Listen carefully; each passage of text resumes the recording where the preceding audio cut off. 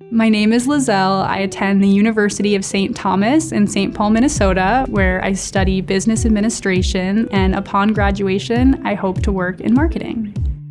Growing up, my parents were in and out of my life. My grandmother unexpectedly began raising me once I was in elementary school, and finances were always a concern for us. I knew I always wanted to go to college because my grandmother hadn't gone to college herself and had always wished that she had, and she just said that she saw so much potential in me, but actually making it happen wasn't always a certainty. The plan was either get a scholarship or push my college dreams later into life, and I was so lucky to find the Dream Award.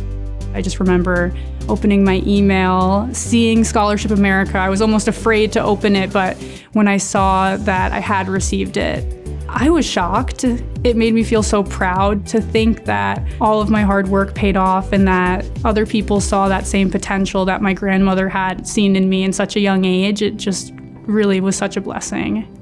My name is Oyuki Aragon Flores, and I go to the College St. Benedict in St. Joseph, Minnesota, where I'm majoring in nursing and minoring in psych. And I am beyond excited to be a nurse and continue supporting families and children. Growing up, it was just my sisters, my mom, and my dad here. All of my extended family is in Mexico, and so as a result, we really relied on one another. My two younger siblings both have severe medical conditions. My youngest has a genetic disorder, and my other sister went through brain surgery. As the oldest sibling, I was faced with needing to take care of both of my sisters and supporting both of my parents, whether that be financially or emotionally. When I was faced needing to pay for college, I realized that my family and I needed some help. We knew that scholarships were out there, so being able to come across Scholarship America was great. I do remember when I got the email, I was so overwhelmed with all the emotions that I started crying. My mom was super happy. I'm very appreciative of all the scholarships that have supported me up to this point. As someone who understands what it's like to take care of others, it's really rewarding to know that Scholarship America has done something similar for me by relieving some of the financial stress that I faced, but it also has alleviated stress on my family members as well. I'm Rebecca. I go to the University of Northwestern in St. Paul, and after I graduate college, I'd love to work with kids in counseling and therapeutic practice. My experience personally with mental health struggles definitely contributed to my desire to pursue a field that will allow me to go into therapy and counseling. And if I can be instrumental in helping bring healing and helping bring hope to people who are struggling like that, that's such an honor and a privilege. And I can be one tiny piece in solving a greater problem. So I made a goal to pursue college debt-free, and it hasn't been easy by any means, and it's been really unconventional. One of the ways that I've been pursuing that is applying for scholarships, and Scholarship America has given me the opportunity to graduate debt-free by awarding me this scholarship. My name is Anna Leva, and I graduated from Minnesota State University, Mankato with a Bachelor of Science degree in Music Education. Currently, I'm working as the choir director at Burnsville High School. I grew up listening to a lot of music and being surrounded by music because both of my parents are very musically inclined. When I moved here to Minnesota, that's when I got the opportunity to be introduced to choir, to singing, and to music education, which is when I decided I wanted to do that for a career. When I was thinking about going to college, I did not know how I was going to pay for it.